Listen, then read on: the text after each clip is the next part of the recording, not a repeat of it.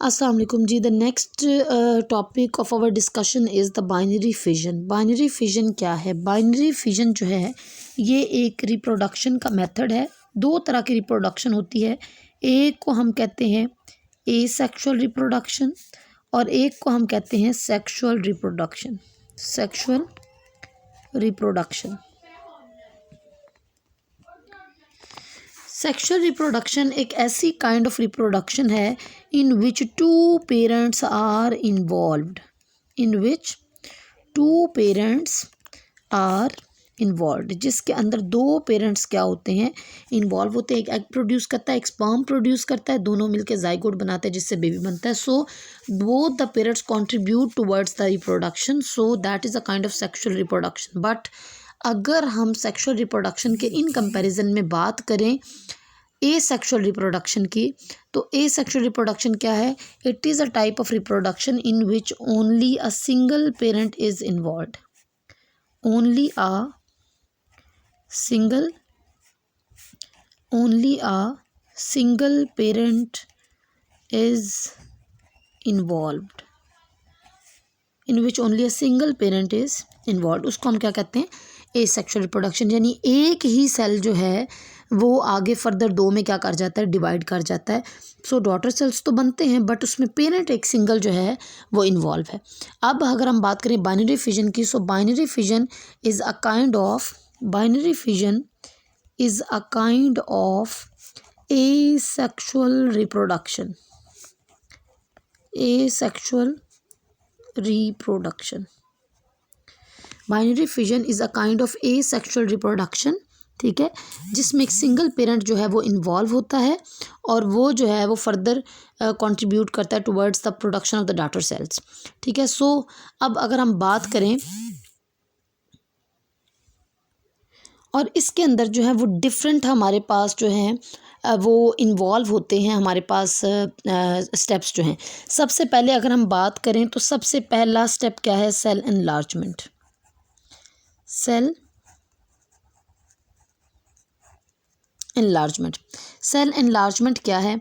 सबसे पहले जब सेल ने डिवाइड करना होता है तो सेल अपना साइज़ क्या करता है? इंक्रीज़ करता है। तो सेल एनलार्जमेंट में क्या होगा? Cell will increase its size, cell will increase in size. Cell जो है वो साइज़ में क्या कर जाएगा? इंक्रीज़ करेगा। यानी एक सेल अगर ये था तो सबसे पहले वो अपने सेल के साइज़ को क्या करेगा? इंक्रीज़ करेगा। अब सेल के अंदर क्या मौजूद होता है? न्यूक्लियस, और न्यूक्लियस के अंदर क्या मौजूद होते हैं? क्रोमोसोम्स जो हैं वो मौजूद होते हैं। अब अगर हम बात करें सेकंड स्टेप की, तो सेकंड स्टेप में क्या होगा? क्रोमोसोम्स नंबर विल डुप्लीकेट, या आप ये कह सकते हैं क्रोमोसोम्स डुप्लीकेट, या आप ये भी कह सकते हैं कि डीएनए क्या करेगा? रेप्लिकेट करेगा। अब क्रोमोसोम्स क्या करेंगे? सेकंड स्टेप में डुप्लीकेट करेंगे। यानी क्रोमोसोम, जो एक क्रोमोसोम है वो अपनी डुप्लीकेट कॉपी बनाएगा, ये क्रोमोसोम भी अपनी डुप्लीकेट कॉपी बनाएगा। सो इस स्टेप में क्या होगा? ये आपके पास सेल मेम्ब्रेन है सेल की, ये आपके पास न्यूक्लियस है, ये आपके पास अंदर क्या मौजूद थे? क्रोमोसोम्स जो हैं वो मौजूद थे। Now these chromosomes will make their duplicate copies. तो क्रोमोसोम्स ने क्या किया? अपनी डुप्लीकेट कॉपीज़ बना दी। देन थर्ड स्टेप के अंदर क्या होगा? आपकी जो न्यूक्लियर मेम्ब्रेन है वो इन्विजिनेट करेगी, न्यूक्लियर मेम्ब्रेन इन्विजिनेट करेगी, इन्विजिनेट करेगी, और न्यूक्लियर मेम्ब्रेन के इन्विजिनेट करने की वजह से एक न्यूक्लियस कितने में डिवाइड हो जाएगा? आपके दो में क्या हो जाएगा? डिवाइड हो जाएगा। लिहाजा न्यूक्लियर मेम्ब्रेन क्या करेगी? अब इन्विजिनेट करेगी, लाइक यहाँ से इन्विजिनेशन करना क्या करेगी? स्टार्ट करेगी, और फाइनली एक न्यूक्लियस जो है वो कितने न्यूक्लियस में डिवाइड हो जाएगा? आपके दो न्यूक्लियस में। और जब आपका न्यूक्लियस डिवाइड हो जाएगा देन आपका क्या करेगा? Cell membrane, cell membrane plus आपकी सेल वॉल क्या करेगी? वो अंदर को इन्विजिनेट करेगी, और एक सेल जो है वो दो सेल में क्या हो जाएगा? डिवाइड। अब आपकी यहाँ से जो है वो सेल मेम्ब्रेन जो है वो इन्विजिनेट करना क्या करेगी? स्टार्ट करेगी। तो फाइनली आपका एक सेल जो है वो कितने में डिवाइड कर जाएगा? दो सेल्स के अंदर क्या कर जाएगा? डिवाइड कर जाएगा, और दोनों में इक्वल नंबर ऑफ जो हैं वो आपके पास क्रोमोसोम्स हैं, और ये आपकी सेल वॉल है। So this is your cell wall, ये आपकी क्या है?